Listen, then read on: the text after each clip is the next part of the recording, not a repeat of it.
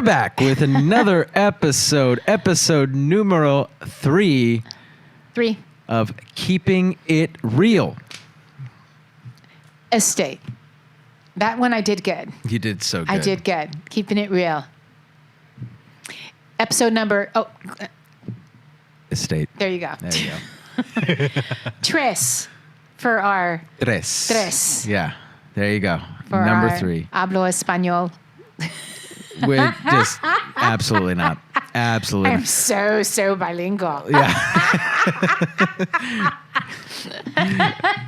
I'll put that on all my business cards from now on. And I Shoot. promise everyone, we're still sober. That's right. That's right. All right. Okay. So, Mo. Another hot topic. Another topic for today. To keep it real. Talking about people asking these questions that you get asked, I get asked. I'm sure all of you guys are asking each other or people at work. What's the question?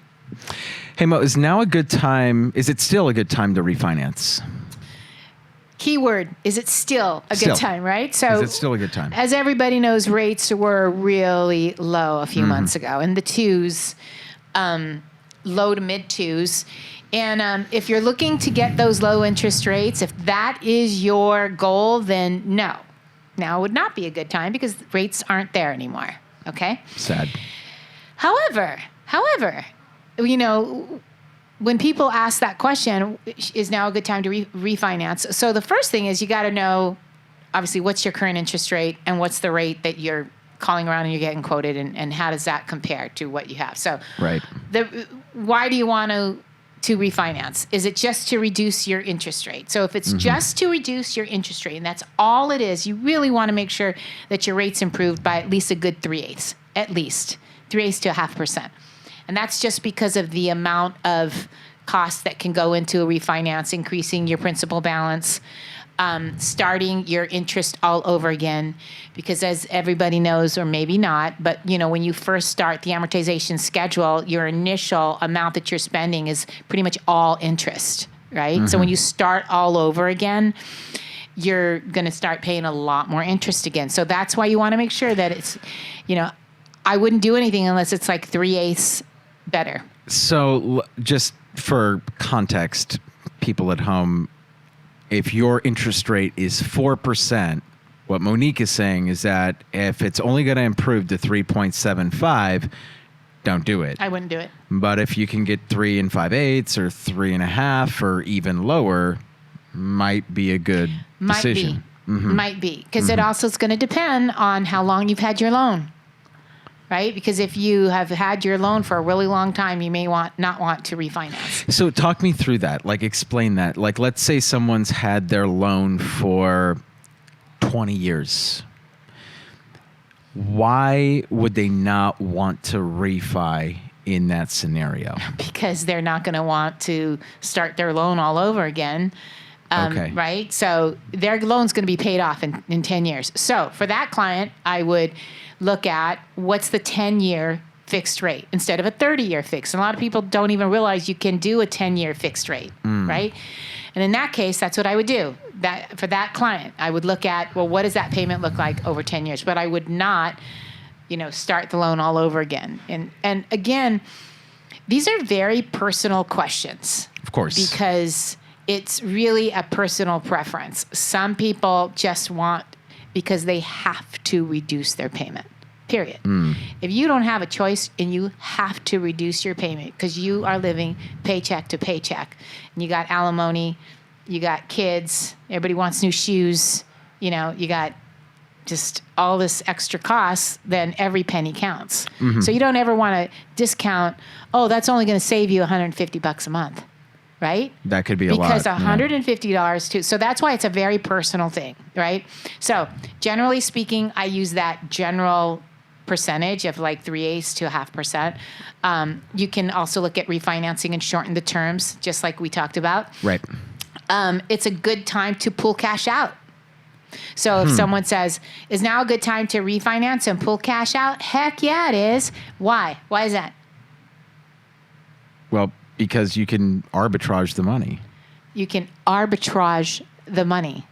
Right. That's correct. So, I mean, like if someone wants to pull out say $100,000, right?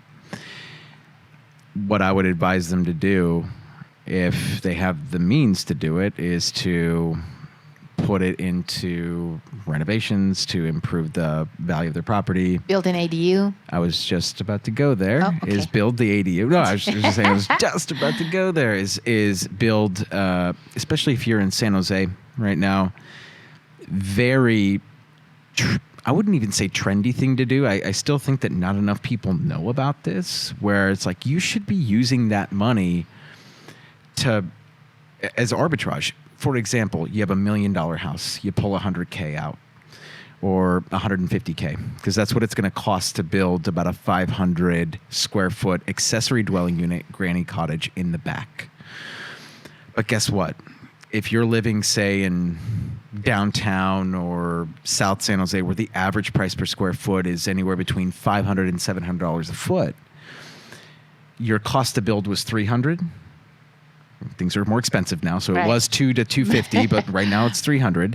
Your cost to build is $300, and that accessory unit is worth, in terms of price per square foot, $500 to $700. You just made $200 to $400 a foot, meaning on that 500 square foot granny unit, you made anywhere from $100,000 to $200,000 in instant equity overnight by pulling out the cash out refinance. So some people don't understand how that works. So you have $1 million house, you owe $200,000 on it. You want to pull cash out. You want to take advantage of the equity that you've built in your home. You basically have $800,000 in equity in your home. Mm-hmm. You could pull out $200,000, $300,000, $400,000. And the way you do that is you refinance your first loan of that $200,000 to maybe $500,000. So now you have a $500,000 first, and you pull $300,000 out. Now, sometimes that works great, but sometimes if people have a really low interest rate, they don't want to start all over, so they'll do an equity line of credit. So you could keep your first, and instead of doing an actual new first loan, you can actually do an equity line of credit, leave your first loan alone, and get a HELOC, home equity line of credit for that $100,000, $200,000, $300,000, and use that money to home improvements, ADU, or what about buying another property? That too. So you can absolutely do that. So yeah, so now is a great time for cash out refinance. Don't expect your rate to be the same as your buddy who just refinanced for rate and term, because there is a cost to pulling that cash out.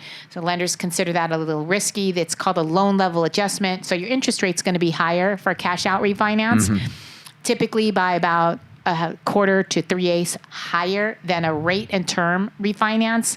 Could be even higher than that. Depends on your credit score, your loan to value, what kind of loan it's going to be, right? So anyways, it's a great time to pull cash out and refinance and reinvest. So I don't want to get too far into the weeds here, but maybe a 30-second, and no more than 30 seconds, differentiate HELOC from home equity line of credit versus cash out refinance. What are the key differences? Okay, so home equity line of credit is going to be another loan. So when you refinance your first loan, you're only going to have one deed recorded, right? It's only going to be one note, one deed, one note recorded against the house, because you have one loan. If you get an equity line of credit or a home equity line of credit or a HELOC, all the same thing, then you're going to keep your current mortgage with that current payment.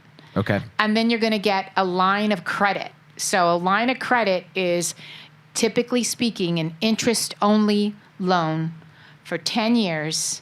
For interest only. On year 11, it becomes fully amortized, and you have 20 years to pay off the remaining balance. Gotcha. So for the first 10 years, you can borrow against it, pay it off. Borrow against it, pay it off. You can use it, and then on year 11, they close it, so you can't borrow against it anymore, and now you're paying it off. The other thing is your cash out refinance on the one loan, you typically would do a fixed product. Equity line of credits are tied to prime. So that means that the rate moves when prime moves. So anytime I'm talking to someone about getting an equity line of credit, I always tell them Google Prime. Pull it up. Let's take a look at the last 15 years. Look at the history of that rate. How much has it gone up? How much did it go down? You're laughing. What is going on? What are you thinking about? No, Okay. nothing. I was just I'm learning, so I'm just keep going, keep it up. This is more than 30 seconds, by the way, but but insightful, so we should keep going. Okay, well that's it. You add the two differences. So one's fixed, one's not. One's interest only, one's not.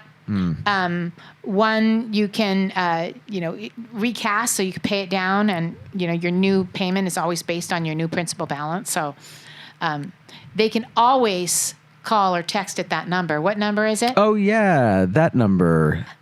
You can text loan to 408. Oh goodness, 408-868-3381. That's 408-868-3381. You can text the word loan to that number.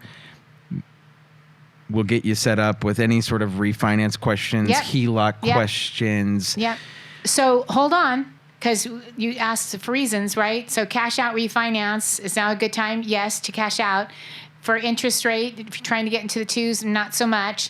Third thing, if you have mortgage insurance. So if you're currently paying mortgage insurance. Oh.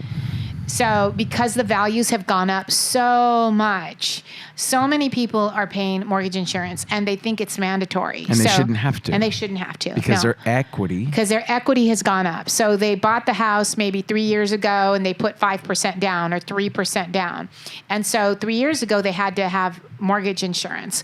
And that payment could be anywhere between like $100 to $600, depending on the kind of loan that you got. Right. So that you will refinance most likely maybe into a higher interest rate. It could be, but you're getting rid of your mortgage insurance. So your monthly payment is going to go down significantly. And generally speaking, you can write off your interest, but you can't write off your mortgage insurance premium. So if you have mortgage insurance, now is a great time to refinance, because the odds are that you have equity. And if you bought that house a year ago, and you might be thinking, well, it's only been a year, I would look into getting rid of that mortgage insurance, because a year, what a difference a year has made. So, no, seriously. Yeah. So call your realtor and find out what your equity looks like, and then get rid of your mortgage insurance. So that's another great reason to, yes, it's a great time to refinance. That is awesome. Thanks for sharing that, because honestly, like, even in you do this every day, but then you forget about the little things like that. Mm-hmm. Like, what about MI? And what if we want to get rid of it? Like, that is a very good option. And even if the interest rate isn't 3/8 better, like, you're going to be eliminating this huge overhead on the MI. Oh, absolutely. Absolutely. So it's a great time to refinance if you have mortgage insurance, for sure. Awesome. Well, listen, this has been a super informative, insightful episode. So thank you, Monique, for... Thank you. Thank you, Danny Gould.